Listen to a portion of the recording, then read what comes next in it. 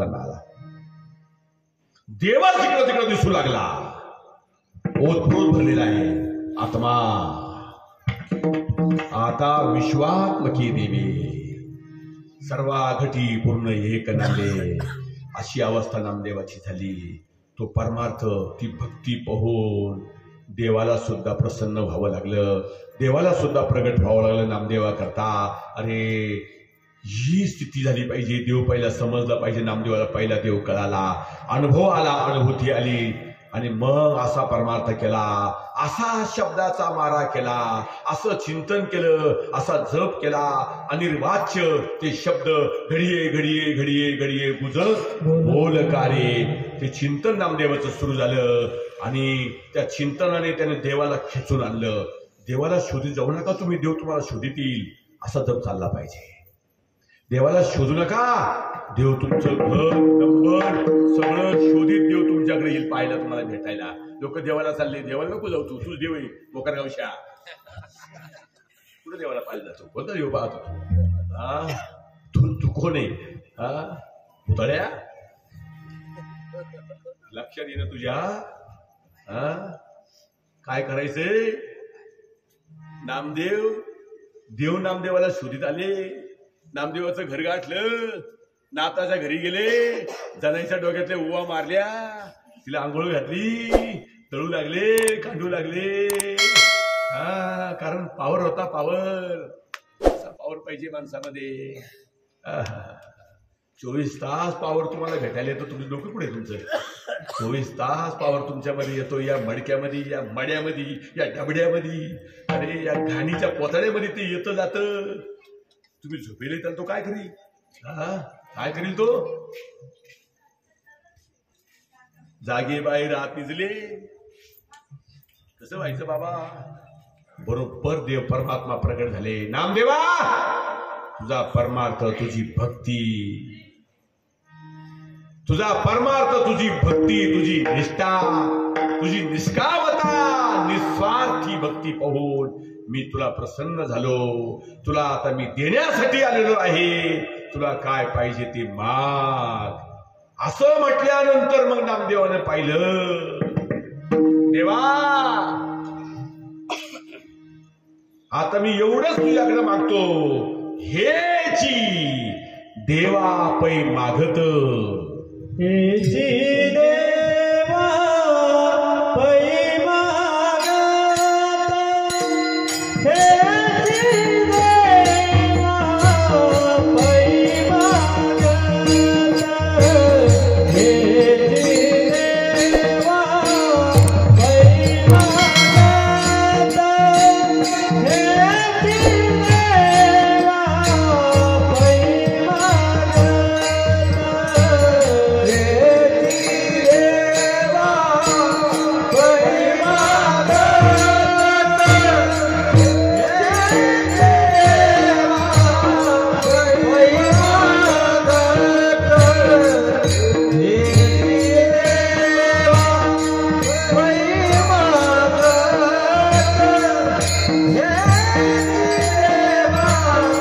पै मागत,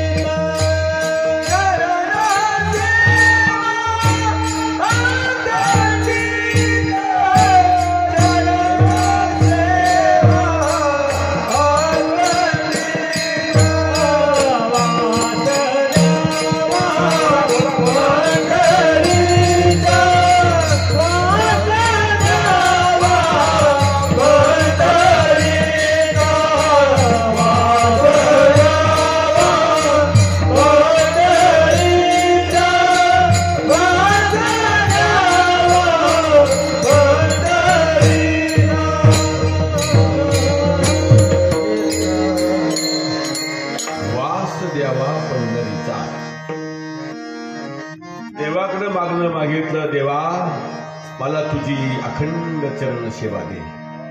आता देवाचं चरण समजलं पाहिजे. तुम्हाला देवच नाही कळाला, देवाचं चरण केव्हा समजायचं हो? देवाला सुद्धा चरण आहे, देव सुद्धा पळतो. तुका म्हणे त्याची कोण जाणे कळा. गावा बाहेर आत हिंडे आली, देवे देवची केली चिपुळी. चरण नसता, चरण नसता 21,600 वेळा धुमाळी. चरण नसता, चरण नसता वाजे धुमाळी. मला तुमची अखंड चरण सेवा द्या. ओ प्रत्येक ज्योतीची ओवाळणी करशी मन पवनाची खेळणी. चरण सेवा म्हणजे अजपा जपणे उलट प्राणाचा, तिथेही मनाचा निर्धारू अशी. चरण सेवा मला अखंड द्या. ताबडतोब देवाला ती गोष्ट मान्य करावी लागली, कारण तसा परमार्थ केला पाहिजे, तशी काशी केली पाहिजे, तशी झक मारली पाहिजे. काही उपयोग नाही.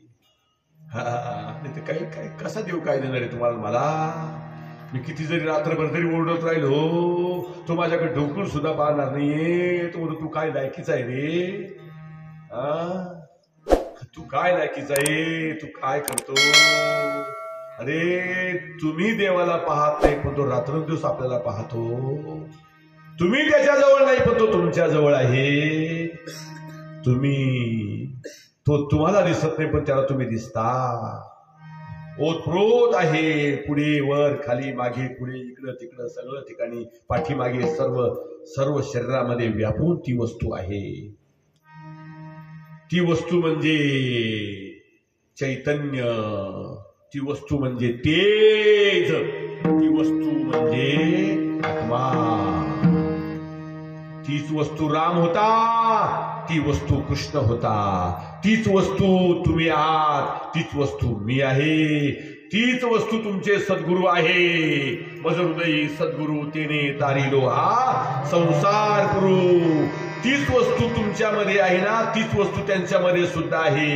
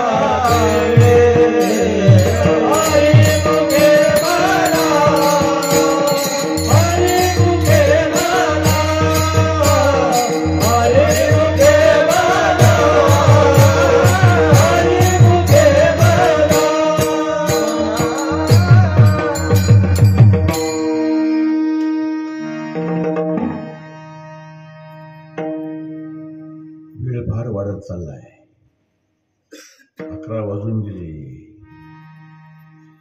करा तुला का करू टाइम सांगितला.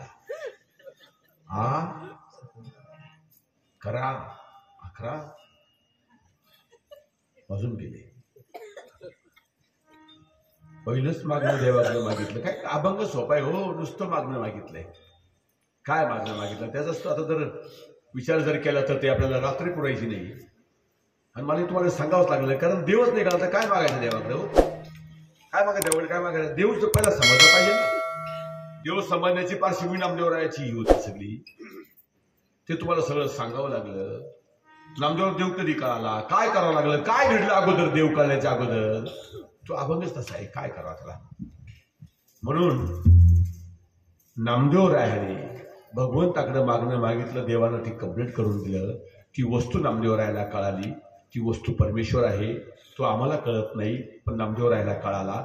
देवानं लगेच मान्य करून टाकलं आणि मग नामदेवाकडे पाहिलं, अजून काय तुझी इच्छा आहे? देवानं सांगितलं, वास द्यावा पंढरीचा सदा संग हरिदासाचा, मला पंढरीचा वास दे. देह पंढरी नाही, या देहामध्ये पंढरी आहे. विठ्ठल विठ्ठल विठ्ठल.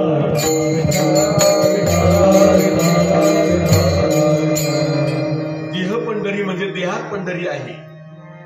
होय होय वारकरी पाहे पाहिरे, दोनदा शब्द वापरला, पाहे पाहिरे पंढरी. काय करावी साधने? फळ अवघेची अभिमान नुरे कोड अवघेची पुरे. तुका म्हणे डोळे नाही डोळा, विठू बैसला सावळा. या देहामध्ये पंढरी आहे. दुसरं प्रमाण देतो, सुखोबा म्हणतात, देही देखली पंढरी आत्मा अविनाश विठेवरी. या देहामध्ये मी पंढरी पाहिली, याच देहामध्ये आत्मा अविनाश विठेवरी.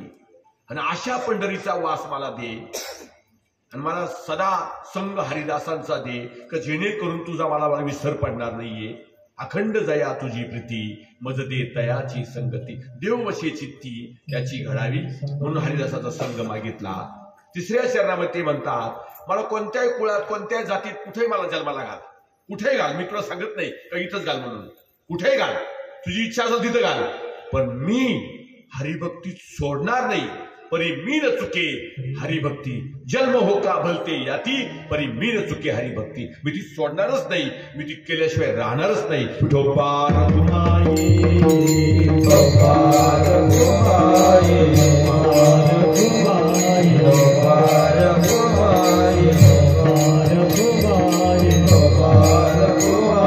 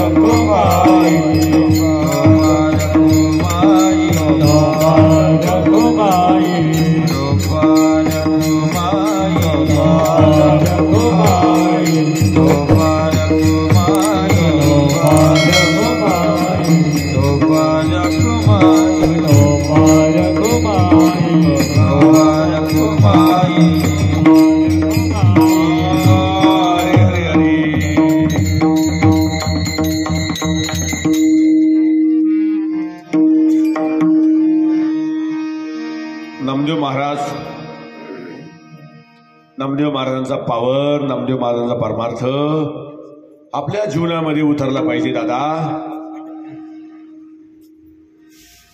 नामदेव रायासारखा परमार्थ आपण केला पाहिजे. नामदेव महाराज होते ते, देव आपलासा केला त्यांनी. देव आपलासा करणं हे मनुष्य देहाचं सार्थक आहे. 4-5 कोटीचे बंगले बांधले हे सार्थक नाही. देह खूप जाडा केला, धष्टपुष्ट केला, हे देहाचं सार्थक नाहीये. लोक शर्यतील खांदेकरी बॉम्बा मारतील, ते त्याला उचलणार नाही, ते मड नुसतं खाऊन खाऊन खाऊन जाड नका करू त्याला, काही कामाचं नाही ते मड. सार्थक कशात आहे? आपल्याला स्वतःची ओळख व्हायला पाहिजे. आपली आपण ओळख करा, स्वतःची ओळख करा, द्यायचं सार्थक आहे. नामदेवरायाचा परमार्थ बा कसा होता? नामदेवरायानं असा परमार्थ केला का देव आपला असा केला, देवाला सुद्धा प्रगट व्हावं लागलं, देवाला सुद्धा म्हणावं लागलं, नामदेवा काय लागेल ते माग. आणि मग नामदेवाने असं मागणं मागितलं, किती सुंदर सुंदर मागणं मागितलं. नामा म्हणे आता ठीक आहे. नामदेव महाराज म्हणतात आता ठीक आहे, मी तुमच्याकडे मागणं मागितलं, नुसतं या जन्मापुरतं नाही, पण मी सांगतो, नामदेव महाराज म्हणतात, कमळापती देवा हेच मला पुरती सुद्धा हेच घडलं पाहिजे. नुसतं या जन्मात नको देऊ, अजूनही पुढच्या जन्मामध्ये जेवढे मला तुला जन्माला घालायचं असेल ना, जेवढे मला तुला जन्म द्यायचे असतील, त्या प्रत्येक जन्मामध्ये माझी ही स्थिती ठेव, हीच अवस्था ठेव, हेच राहू दे. प्रत्येक जन्मामध्ये तुझी चरण सेवा, पंढरीचा वास, हरिदासाची संगत, तुझी हरिभक्ती, हे मला जन्मोजन्मी दे. ज्ञानेश्वर माऊली ज्ञानेश्वर माऊली ज्ञानेश्वर माऊली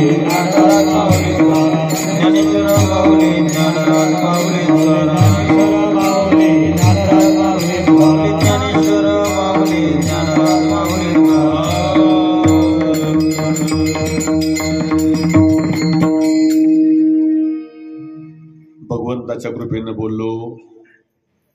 अशा अवस्थेमध्ये कीर्तन करणं, कीर्तन करायला फार त्रासदायक होतं. आता तुम्ही सांगाल कोणती अवस्था तुमची, अशी काय अवस्था झाली ती मलाच माहिती आहे. तुम्हाला सांगता येणार नाही ती, पण परमेश्वर बोलून घेतो. त्याची सत्ता आहे सगळी, त्याच्या सत्तेनं सगळं चालतं, त्याच्या सत्तेनं त्यानेच करून घेतलं. मी काही मेहरबानी काही उपकार केले नाही, पण व्यवहारासाठी बोललो.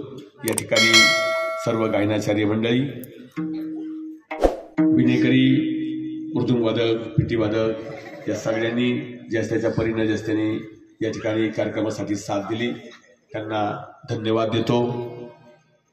संवत्सरीचे ऑपरेटर, त्यांनी या ठिकाणी ही सेवा पुरवली, त्यांना पण धन्यवाद देतो. तुम्ही सर्वांनी शांत चित्ताने श्रवण केलं, तुम्हाला पण धन्यवाद देतो. आणि सेवा मला तुम्ही माझ्याकडे सोपवली. कार्यक्रमाचे आयोजक सर्व माझे गुरुबंधू, फोटो काढू, त्यांना पण या ठिकाणी खूप खूप धन्यवाद देतो. या ठिकाणी हरिभक्त परायण अण्णाजी आदरणीय माझे गुरुबंधू दोन्ही या ठिकाणी समोर बसलेले आहेत, भरत बापू आणि आप्पाजी, त्यांना पण या ठिकाणी त्यांनी आज श्रोत्याची भूमिका दोघांनी बजावली. दोन्ही या ठिकाणी अधिकारी पुरुष आहे, संत पदाला प्राप्त झालेले आहे. त्यांनी सुद्धा शांत चित्ताने हे बालकाचे 2 शब्द बोबडे बोल त्यांनी श्रवण केले. त्यांचा पण मी खूप ऋणी आहे. या ठिकाणी सेवा संपली असं या ठिकाणी जाहीर करून जास्त वेळ न घेता सेवेला पूर्ण विराम देतो. जय